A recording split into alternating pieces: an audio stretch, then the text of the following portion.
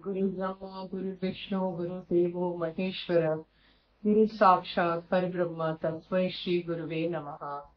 ओम भवताप प्रणाशिन्ये आनंद घनमूर्ते ज्ञान भक्ति प्रदायिनी मातस्तुभ्यं नमो नमः।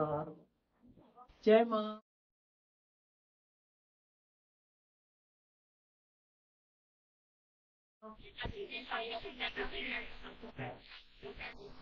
लेकिन उनकी अवस्था इतनी ऊंची है। शाहबाग में ही जैसे विभिन्न प्रकार के घर है, एक गोल घर है, एक नाच घर है। तो माँ यहां से वहां गुजर रही है, तब देखती है कि भोलानाथ ऐसे गंभीर ध्यान में बैठे, मच्छर शरीर के ऊपर बैठे, इतने बैठे हैं मानो शरीर रोमांचित हो गए, ऐसा लगता था देखने से। हर एक रोम रोम में मच्छर है, और मच्छर तो वैसा सीधा बैठेगा नहीं, वो तो खून चूसता ही रहेगा, काटेगा ही। तो रोम रोम में मच्छर बैठे हैं, अरे गंभीर ध्यान में मग्न है, पूरी देहातीत अवस्था। मां कहते धक्का देकर उन्हें जगाया, धक्का देकर जगाया। जिससे कोई व्यक्ति समझो ऐसे ही आंख बंद करके बैठा है, उसे हम धक्का देके ए क्या कर रहा है ऐसा पूछते हैं, अथवा फलाना फलाना करना है बता देते हैं। तो धक्का देकर जगाया। ये धक्का सिर्फ हाथ का नहीं है, इसके द्वारा ऐसी कुछ शक्ति तुम्हें ऐसे संक्रमित की है कि भाव की जिस अवस्था में वो है वहां से खींचकर इस जड़ भूमि पर लाया। भोलानाथ जैसे शिकायत कोई करते इस तरह कर रहे कि क्यों उठाए मुझे, कितना आनंद में था मैं, रोम रोम में मच्छर बैठे हैं, तो कहते कितना आनंद में था मैं, क्यों उठाया। मां समय उन्हें कुछ बोलती नहीं है, लेकिन बाद में इस लीला के संबंध में स्वयं जब कहते तब कहती है, अगर उठाया नहीं होता था तो ये सब क्रोध की लीलाएं आदि का प्रकाश कैसे होता था। वो भी अपने में आप बैठे रहते थे। तो यही उनकी अवस्था की ऊंचाई दिखाती है। यहां ये प्रसंग बताने की वजह सिर्फ ये है कि ऐसी अवस्था में है, इसलिए कभी भी शंकित नहीं है मां के संबंध में। लोगों के कहने के अनुसार उसका कुछ कुछ प्रतिवाद कर रहे हैं। तो फिर सब बात जानते आप, ओझाओं को भी बुलाया,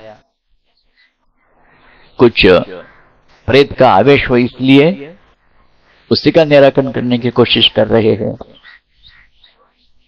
मां तो भोलानाथ जी जो कहेंगे वही, गुरु जो बताया वही,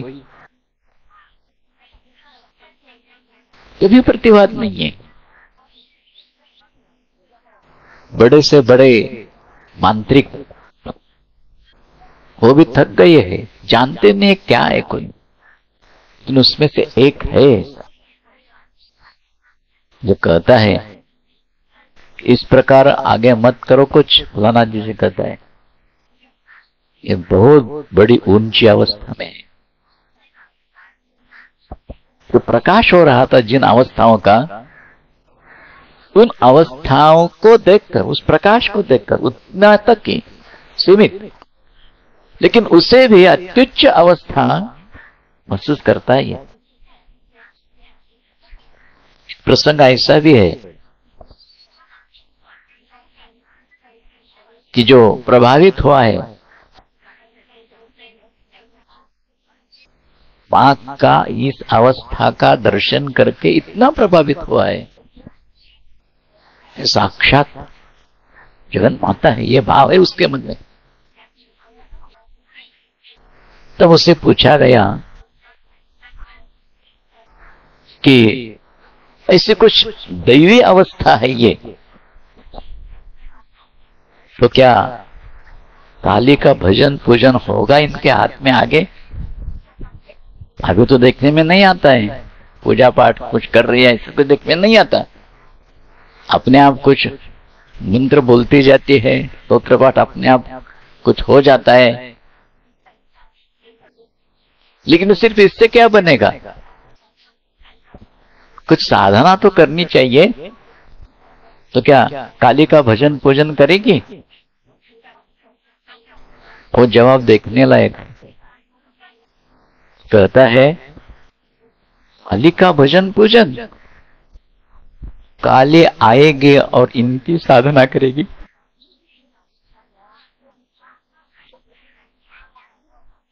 शायद वो मांत्रिक बहुत उच्च अवस्था का है, तो ये मां की लीला है कि उसके मन में ये भाव प्रकट कराती है। मानो इस प्रकार के यत्न मत करो ऐसा मुंह से नहीं कर सकती। भोलानाथ जी उनकी आज्ञा का पालन करना है, उन्हें प्रतिवाद नहीं करती, ये उसके मुंह से निकला है। क्या अवस्था ऐसी है, वो कहता है स्वयं, उसके आगे इस प्रकार के प्रयत्न मत करो। किसी को बुला के, किसी ओझा को बुला के, मांत्रिक को बुला के इस प्रकार के यत्न मत करो। तो किस किस प्रकार की अवस्थाएं हो जाती थी, बड़ी अद्भुत बात है ये।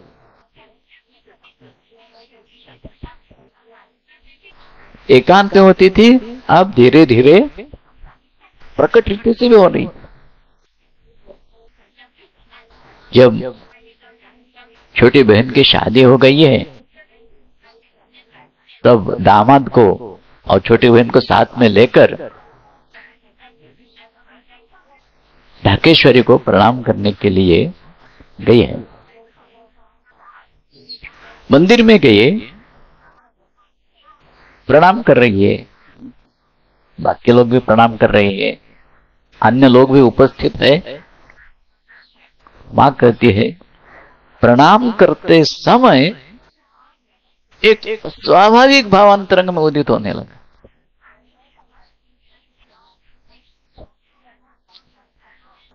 प्रणाम करते समय एक अस्वाभाविक भाव।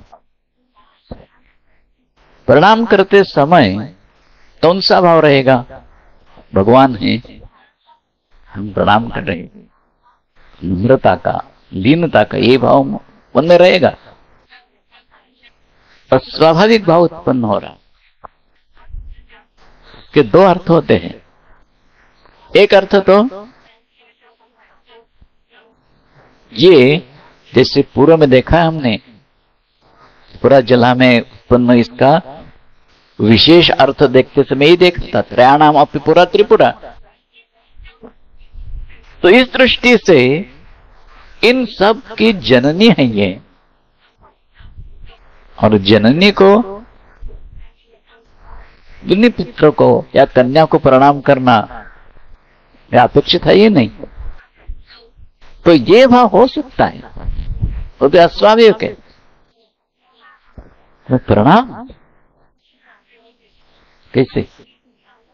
ये अस्वाभाविक भाव है। और दूसरी दृष्टि से इस विश्व में किसी ने भी अब तक अनुभूत नहीं किया ऐसा भाव। जीव है, तो सब जीव है, नानाविध प्रकार की साधना करते हैं, क्रिया करते हैं, अथवा साधना आदि को सब भूलकर एक बाजू रखकर जिनके जीवन में भगवत भाव ने प्रवेश ही नहीं किया है, ऐसी अवस्था में इनकी दृष्टि से जो मौज मजाक उसी को लेकर है। तो इन सबके अंतरंग में जो भाव होगा, जीव के अंदर स्वाभाविक क्या जो भाव होगा, उससे अलग अलग माने यही कि इन सब को सहायता करनी है, इनके भाव में इनकी सहायता करनी है। जगन मातृत्व का प्रकाश हो रहा है, यहाँ स्वाभाविक भाव जागृत हो रहा है। ओम भवताप प्रणाशिनी आनंद घनमूर्ति ज्ञान भक्ति प्रदायिनी माता नमो नमः। जय मां।